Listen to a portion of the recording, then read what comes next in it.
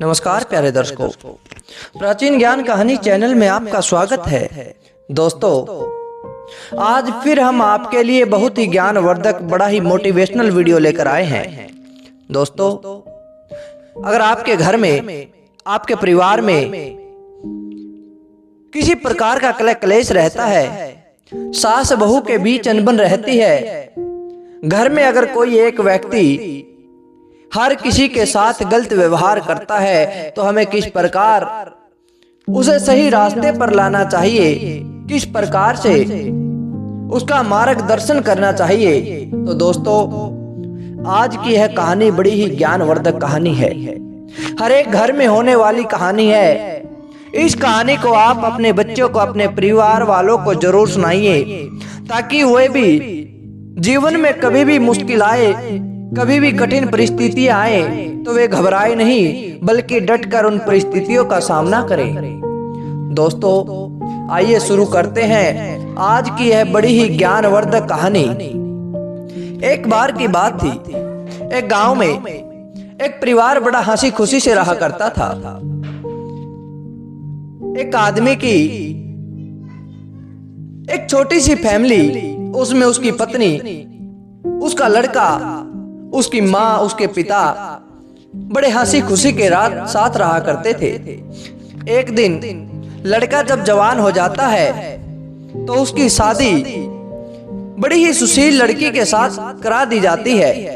अब वह नई नवेली बहू जब उस घर में आती है तो सब लोग सोचते हैं कि उस घर में खुशियां आएंगी, उस घर में आनंद ही आनंद बरसेगा।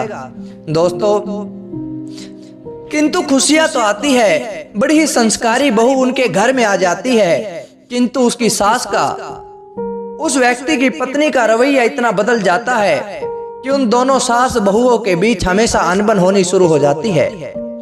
जब भी कभी बहू कुछ गलत कार्य कर देती तो उसकी सास उसे समझाने की बजाय उसके साथ कलह क्लेश करने लग जाती, उसे बात बात पर ताने देती, उसे कहती कि तू सारा दिन आराम करती रहती है, कभी भी काम नहीं करती, क्या तुझे इसी के लिए हम लेकर आए थे? तू घर के काम के लिए आई है और तू यहाँ रानी आकर बन गई। तू इस घर में पूरा दिन आराम करती रहती है, काम क्या तेरा बाप करेगा? इस प्रकार के ताने सास अपनी बहू को देती रहती थी, किंतु बहू बेचारी बड़े ही भले परिवार की थी, अपनी सास को दो टूक जवाब नहीं देती, चुपचाप उसकी बातें सुनती रहती थी, किसी प्रकार से उसका विरोध नहीं करती, किंतु भगवान का हमेशा शुक्राना करती रहती कि हे भगवान, तूने मेरी सास को भले ही इतने कड़े स्वभाव वाला बना दिया, झगड़ालू स्वभाव वाला बना दिया, किंतु तेरे घर में देर है अंधेर नहीं। अगर मैं सही हूँ, अगर मैं दिल से अपने माता पिता की, सास ससुर की सेवा करती हूँ तो कभी भी मेरे साथ तू गलत नहीं होने देगा। अब जब उसकी सास उसकी दादी के साथ भी ऐसे ही बुरा व्यवहार करती, अब तो ये हो गया कि उस सास का पूरा रवैया ही बदल गया। वह अपने बेटे से भी इसी प्रकार बात करती, अपनी बहू से भी, अपने पति से भी और अपने सास ससुर से भी। पूरा दिन घर को सिर पर उठा के रखती थी, क्या मजाल कोई उसे कुछ कह दे। पूरा दिन वह एक दूसरे में ताने मारती रहती थी। दोस्तों, समय बीतता गया, घर में कलह क्लेश बढ़ता गया, किंतु अचानक एक दिन सासू माँ आई और अपनी बहू से कहने लगी कि बेटी, तू पूरा दिन काम करती रहती है, पूरा दिन काम में लगी रहती है, तू थक जाती होगी, तेरे बदन में दर्द हो जाता होगा, अगर तुम्हें जरूरत पड़े तो मुझे किसी प्रकार की मदद करनी हो तो मुझे बता दिया कर। जब ये बातें उस बहू ने अपनी सास के मुंह से सुनी तो उसकी हैरानी का कोई ठिकाना नहीं रहा।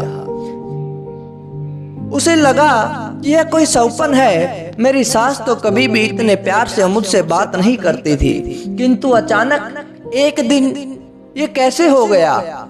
मेरी सास इतने प्यार से बातें कैसे कर रही है? किंतु जब उसकी दादी जी ने कुछ दवाइयां मांगी तो उस बहू की सास अपनी सास को देने के लिए खुद चली जाती है और दवाई लेकर अपनी सास को कहती है कि सासू माँ, जब भी तुम्हें दवाई की जरूरत हो, जब भी तुम्हें किसी भी चीज की आवश्यकता हो तो मुझे पुकार लिया कर। बेचारी बहू तो सारा दिन घर में काम करती है और थक जाती है, और आज के बाद तेरी दवाइयों का ख्याल मैं रखूंगी, तुम्हें समय पर दवाई भी दूंगी और तुम्हें समय पर खाना भी मिलेगा। जो कोई भी ये बात सुन रहा था सब हैरान हो रहे थे, आखिर इसको हो क्या गया। बहू हैरान थी कि मेरी सासू माँ इतने प्यार से बात कर रही, दादी जी हैरान थी कि मेरी बहू इतने प्यार से कैसे बात कर रही, दादाजी भी हैरान थे कि आखिर मेरे लड़के की पत्नी कैसे बदल गई। किसी को कुछ भी समझ में नहीं आ रहा था। अचानक एक दिन उस औरत ने कहा कि बेटी, मैं आज अपने जेठ और जेठानी जी के घर जा रही हूँ।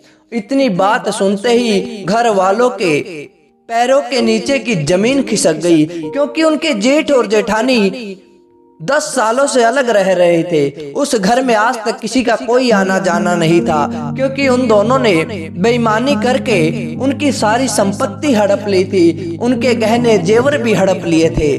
किंतु ये बात जब उस बहू ने अपनी सास के मुंह से सुनी, उस लड़के ने अपनी माँ के मुंह से सुनी, तो वो भी हैरान हो गया कि आखिर माँ को क्या हो गया, ये इतनी कैसे बदल गई, इसमें कोई ना कोई तो राज जरूर है। और इतनी बात कहकर उस लड़के की माँ अपने जेठ और जेठानी के पास चली जाती है, और जब वापस शाम को आती है तो सब लोग फिर हैरान हो जाते हैं, क्योंकि उस वक्त माँ अकेली नहीं थी। उस वक्त उनके जेठ और जेठानी दोनों साथ में आए थे। घर में पहली बार 2 परिवार एक साथ इकट्ठा हुए थे, क्योंकि 10 सालों से कोई भी आपस में नहीं मिलता था। एक दूसरे के अंदर नफरत की भावना भरी हुई थी, आपस में कोई किसी से त्योहार पर भी नहीं मिलता था। तो दोस्तों, इस प्रकार दोनों परिवार इकट्ठा हो गए। अचानक घर के सारा माहौल बदल गया, सारा कलह कलेश पता नहीं कहाँ चला गया, किसी को कुछ समझ में नहीं आ रहा था आखिर हमारे घर में क्या हो रहा है। किंतु सबको इस बात की खुशी थी कि जो कुछ भी हो रहा है हमारे भले के लिए हो रहा है, बिल्कुल सही हो रहा है, क्योंकि घर में पहले तनाव का माहौल रहता था और अचानक से हमारे घर के अंदर इतनी खुशियां आ गई। इस बात का किसी को कुछ पता नहीं चला कि आखिर ये सब कैसे हो रहा था, किंतु खुशी यही थी कि जो कुछ भी हुआ बिल्कुल सही हुआ। एक दिन लड़के की पत्नी अपनी सासू माँ से कहने लगती है कि सासू माँ, मुझे बहुत समय हो गया, मैं अपने मायके जाना चाहती हूँ, क्या मैं अपने मायके 2-3 दिन के लिए जा सकती हूँ। हद तो तब हो गई जब सासू माँ ने बहू को कहा कि बेटी तू चिंता मत कर, तू 2-3 दिन के लिए आराम से अपने घर परिवार पर जा, सबसे मिलकर आ, और मैं अपने बेटे को कह दूंगी कि वो तुम्हें तुम्हारे घर पर छोड़कर आ जाएगा, और जब तुम सबसे मिल लो तो वापस कॉल कर देना,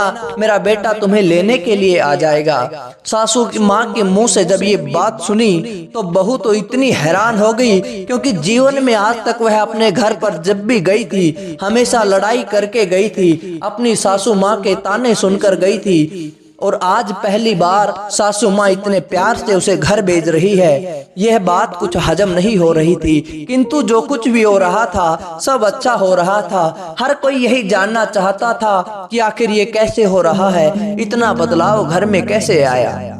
दोस्तों, बहू अपने मायके चली जाती है और 3 दिन के बाद वापस जब घर आती है तो देखती है कि दादाजी और दादी जी आपस में कुछ बातें कर रहे थे, और सासू माँ घर के कोने में बैठी उदास मुंह लिए एक कोने में अचानक से बैठी हुई थी। जब बहू घर में आई तो उसने दादी जी और दादाजी के पैर छुए। तभी दादी जी कहने लगी कि बेटी, हमसे बात तुम बाद में करना, पहले जाकर अपनी सासू माँ से मिलो। जब से तुम गई हो तब से वो इसी प्रकार उदास बैठी है और 3 दिन से कुछ खाना भी नहीं खाया। जब इतनी बात सुनी तो उस बहू की आंखों में पानी आ गया। कहने लगी कि शायद मेरी वजह से माँ जी को इतना दुख हुआ, इतनी तकलीफ हुई, वे अकेले नहीं रह पाई और जाकर अपनी सासू माँ के गले लग जाती है और सासू माँ से पूछती है कि माँ आखिर क्या हो गया था, तुम इतनी उदास क्यों हो गई थी। सासू माँ कहने लगी कि बेटी जब से तू गई है मेरा तो भगवान रूठ गया है, मेरा तो भगवान नाराज हो गया है, भगवान भी मुझसे दूर हो गया है। बहू को ये बात थोड़ी अटपटी लगी तो कहने लगी कि माँ आखिर बात क्या है, जो भी माजरा है तुम मुझे अच्छे से बताओ।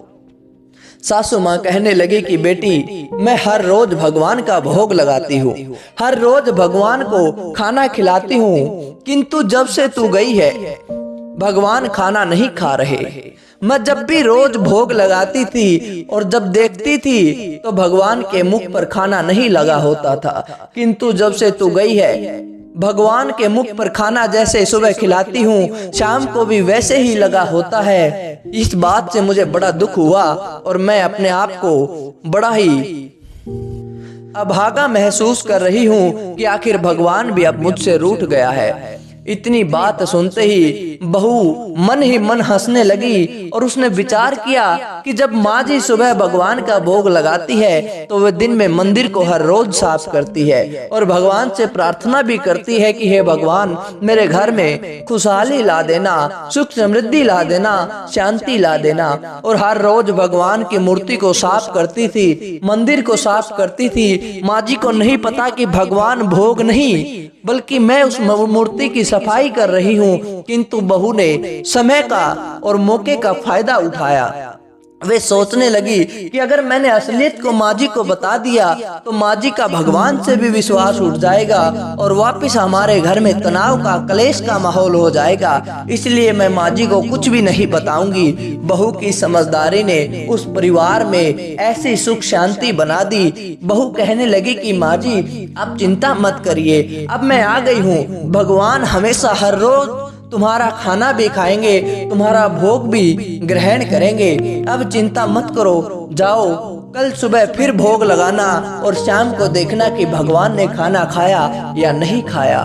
दोस्तों बहू की इस समझदारी से उनका परिवार बच गया। उनका परिवार जो कलह कलेश में तनावपूर्ण माहौल में रहता था, हर समय लड़ाई झगड़े रहते थे, वो सारा का सारा माहौल बदल गया और सब एक खुशहाल परिवार की तरह रहने लगे। घर में सारी खुशियां आ गई। जहाँ प्यार होता है, जहाँ एक दूसरे की इज्जत होती है, जहाँ शांति होती है, वहाँ पर लक्ष्मी का वास भी होता है और वे बड़े धनवान बन गए।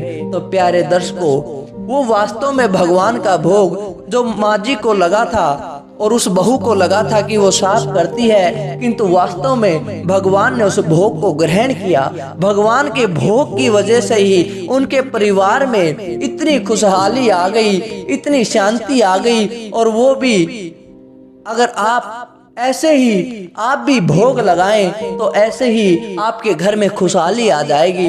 केवल भगवान के भोग से जब इतना कुछ हो जाता है, अगर आप उस भगवान का हर रोज बैठकर ध्यान करेंगे, आप उसके साथ समय बिताएंगे, तो सोचो वो आपको कितना कुछ दे सकता है। तो प्यारे दोस्तों, हमेशा अपने परिवार को भगवान के प्रति लगाए, भगवान के प्रति आस्था बनाए, उनके साथ कुछ समय बिताएं। अगर आप उनको याद करेंगे तो वो आपका ध्यान बिल्कुल रखेगा, आपके परिवार में सुख समृद्धि और शांति बनाए रखेंगे। तो प्यारे दर्शकों, कैसी लगी आपको यह आज की कहानी? अच्छी लगी तो लाइक करें, शेयर करें और कमेंट करके हमें जरूर बताएं। धन्यवाद दोस्तों।